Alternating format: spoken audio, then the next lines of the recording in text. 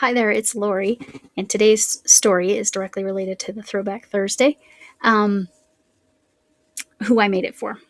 We'll get to the why I made it in a little bit. I'm handling the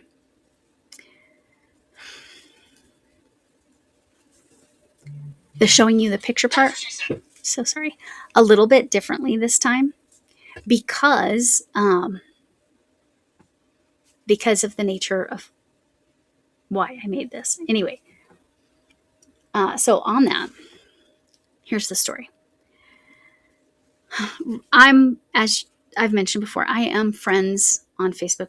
Once they graduate from high school, they are welcome to friend me on Facebook. Now, obviously, 15 years ago, 10 years ago even, that was a more common platform. But even 10 years ago, it was starting to shift with the young people, and they weren't really using Facebook or whatever.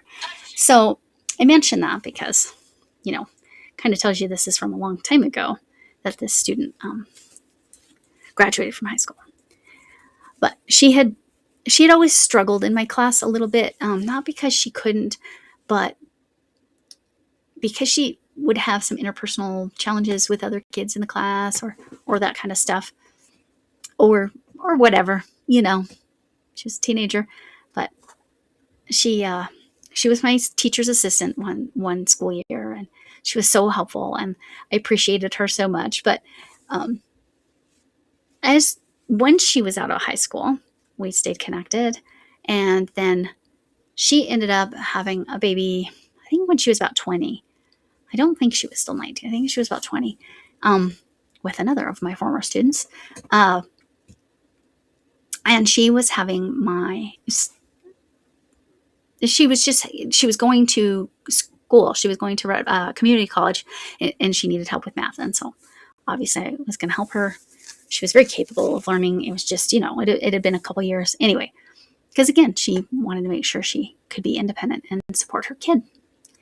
So we started chatting, and she would tell me the funniest stories about the things that students would say about me to each other.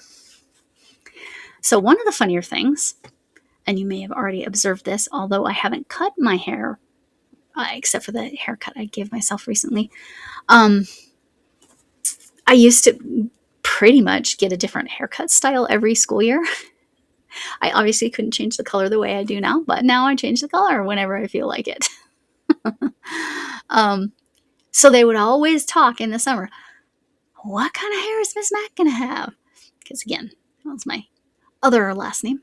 That was most of my teaching career. So yeah, what's Miss Mac's hair going to be like when we go back to school? I thought that was hilarious. I had no idea. And I wasn't even aware that I changed it that much. But then I was like, yeah, I did. I sure did. So that was funny. And then also she would tell me that they were the most absolutely terrified, because they knew they were in trouble if I was silent. If I was completely quiet, said nothing to them, that meant I was done, and they were going to have to make different choices. And they usually did. The silent treatment worked really well. I did not raise my voice. I did not yell at my students ever. Apparently, the silent treatment was scarier. She said one time she came in, and somebody had, she came in the door right at the beginning, right before the bell rang, and somebody was being a ding dong and said something stupid, and I gave him a look, and she's like, I'm out. And she ditched class that day because she was like, she could tell she didn't want to be there because this kid had already irritated me. I know, it's hard to imagine. I don't irritate easily. Probably because of all the years of high school teaching. You deal with teenagers that much in your life. If you got irritated by all their stuff, what a miserable life that would be. I just mostly thought they were funny and ridiculous. But sometimes they pissed me off, made me angry. I know that means something else in the UK, that term. Anyway, really made me angry, but it was rare. And again, I never raised my voice, not once. Not once in the classroom, never.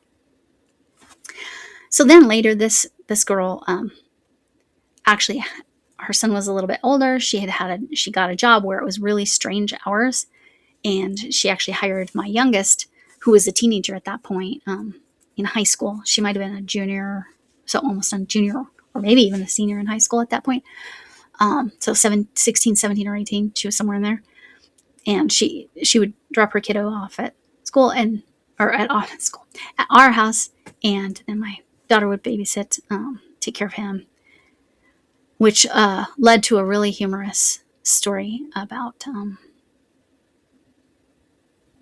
questions that kids said when they're really young and you can't fully understand them. Sometimes the questions they ask don't sound right. I can't think of the exact story right now, so I will have to tell that story another time. Anyway, the reason I'm talking about her, I have stayed connected with her for a long time. I mean, still we chat a couple times a year. She's the one who hired me to make my first queen size blanket. So this Stitcherhood blanket is only the second queen size blanket I've ever done, which is kind of cool.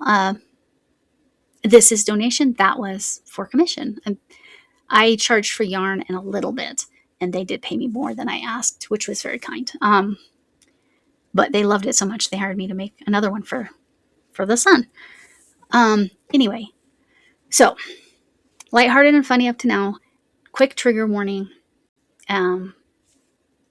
because of why this blanket was made. Okay, I'm gonna move over here. Wait, is it this way? Yeah, I'm gonna move over here, and the blanket will be over there. Nope, over there.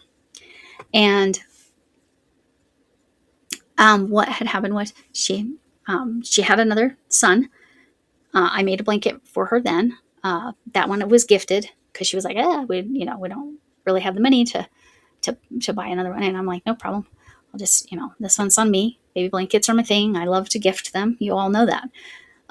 Well, most of you that have been around for a while, maybe the newer people that watch me don't realize that about me, love to make baby blankets, especially for my former students. I just love to do it. So made her the baby blanket for her second. So there's a big age gap. This was her husband. And then she got pregnant again. And so I was like, okay, I went out and I got some yarn and I was making it. And then at 8 weeks, she said, oh, it split into twins. And so I'm like, oh, I'm going to have to make 2 blankets. But then here's why it's a trigger warning. At 20 weeks, she ended up losing them, which is devastating and really, really, really hard. I hadn't gotten very far on the blankets, and it took me probably 6 months before I could pull it out because it just broke my heart for her. I sent her a care package through Etsy. By the way, that's a really cool thing that you can do. You can look up gift packages to send to people who experience that kind of loss. And I just shipped it directly to her. And it did mean a lot to her. But then, was it a year later? It might have been a year later that she did get pregnant again. And so this time I was like, okay, I'm going to pull it out and I'm going to make a blanket out of that yarn. It's that hand wash only yarn that I would never do that to any other mom again. My bad. But it's the softest yarn. Michael's does not make it anymore. It was Loops and Threads Eco Brights. Anyway, so I made this blanket. Now it's on the screen here with the 2 colors because I was going to make one purple and one green for the other. So I just put the 2 together for this one. And again, this was just a gift. I sent it to her. She does not live in this state anymore. So I sent that to her and she really appreciated it. But I did want to warn you about all that. So I told you about the yarn. Give me a second. I'm going to look up what pattern I used. Well, no luck. I couldn't find it that I posted it. I think it was Lemon Peel Stitch, but I'm not sure. Just kind of looking at it, that's what I think it is, which has a couple other names. Is it called the Griddle Stitch? And something else. It's got a few names. Anyway, I think it was the Lemon Peel Stitch. And I think it was Bago de Crochet. So I will link that pattern because I think that's what it is. Even looking at it, I suspect that's what it is. Anyway, so the blanket's very nice, very soft because of that Eco Brights yarn, which again, they don't make anymore, but it is hand wash only. So I'll be nice and not do that to anyone else, any other parent. Those blankets, she made sure, all the blankets I made, they rescued when they had to escape from their home or evacuate their home because of a hurricane in Florida. So they rescued lots of important things. And their house they were living in didn't get like flattened or anything, but it was so flooded. Most everything that was left was ruined. So anyway, sorry, that's all bummer stuff, but she's healthy and happy now. And that baby is now, that one was born in 22, so 4. That one was born early, but because of Singleton, I think they were able to keep him in long enough to be okay.